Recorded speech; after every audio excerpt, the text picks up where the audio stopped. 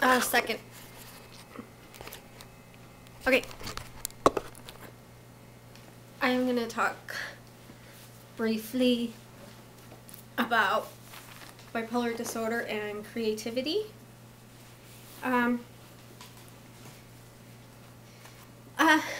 Very briefly, and then I'm going to get right into myself, bipolar and creativity. My personal opinion is not that bipolar disorder can make someone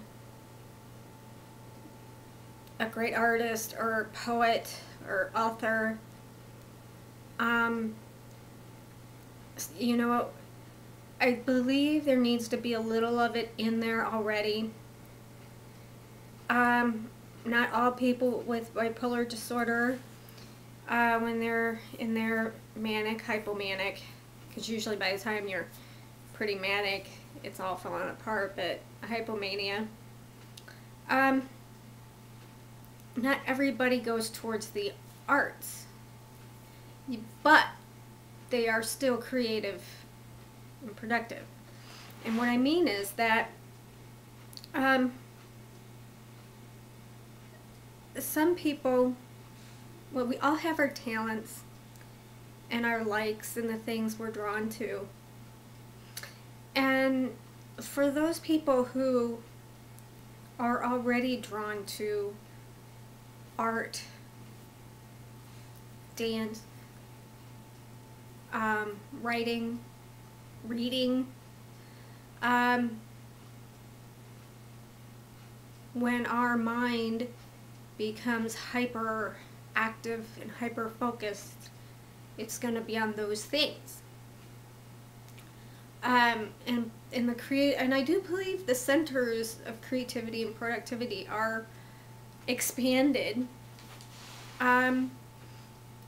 But in some people, it might come out in, say, somebody is an executive or a business person, and they come up with these really great creative ideas, and they move up in the world of business. And so they are still tapping into, you know, the brain's still opening up for them, the creativity and the productivity. It just expresses itself in something that was already within them. For example, for me,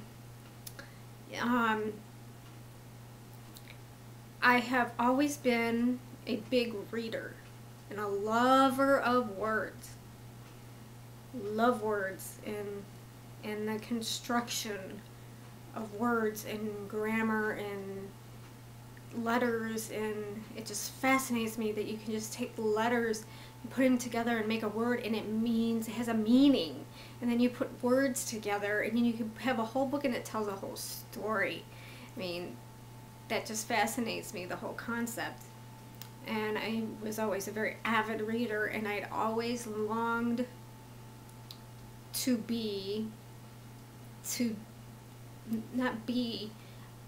create something that magnificent.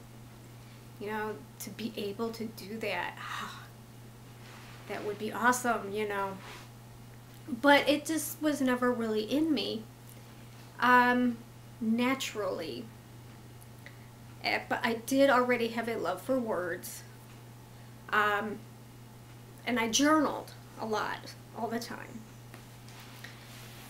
And then, just before I was diagnosed and still having a good time in a mania, in a manic episode,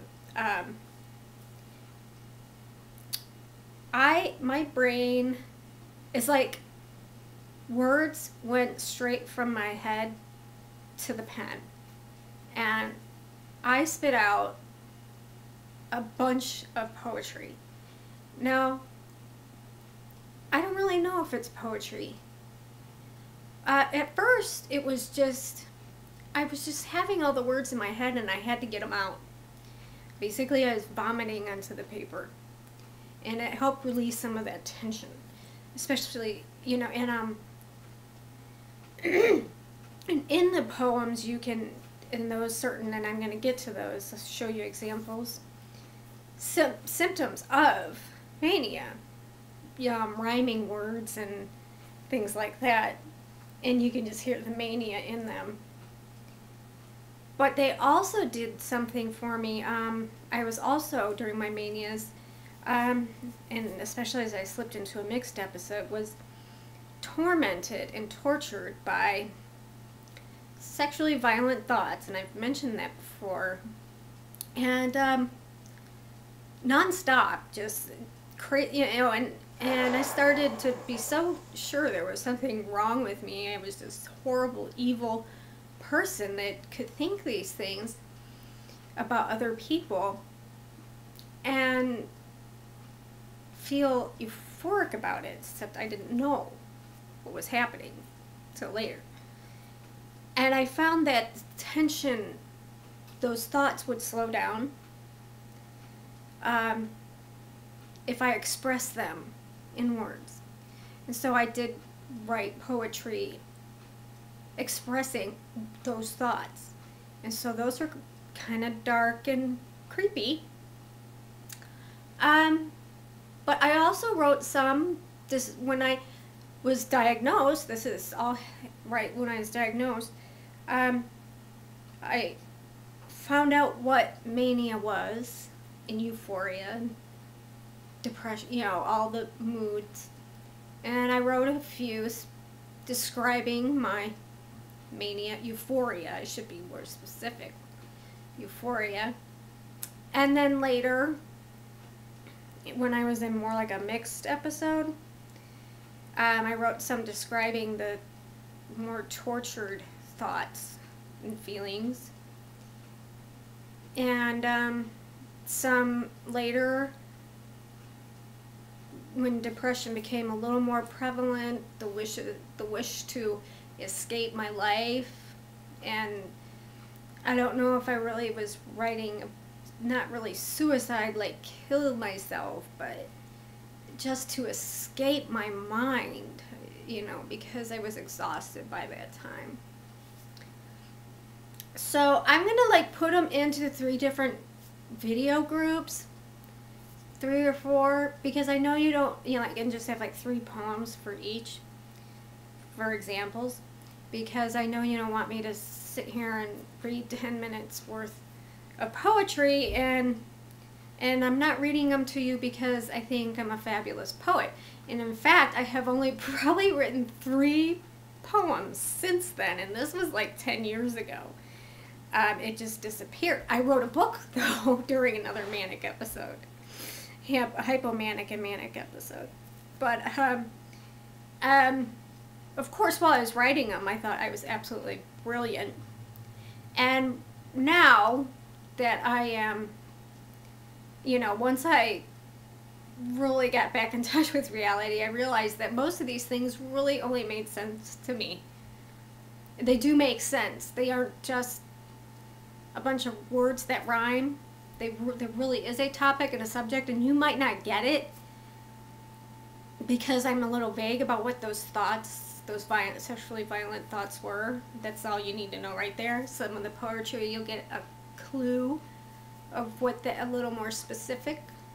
But anyway, oh, and I wanted to mention that Virginia Woolf said that both her highs and her lows contributed to her creativity in her writing. So she actually welcomed them sometimes. Obviously not that last one. The lows, she said, were helpful too. Not me. I'm either completely disorganized thoughts with depression or completely blank.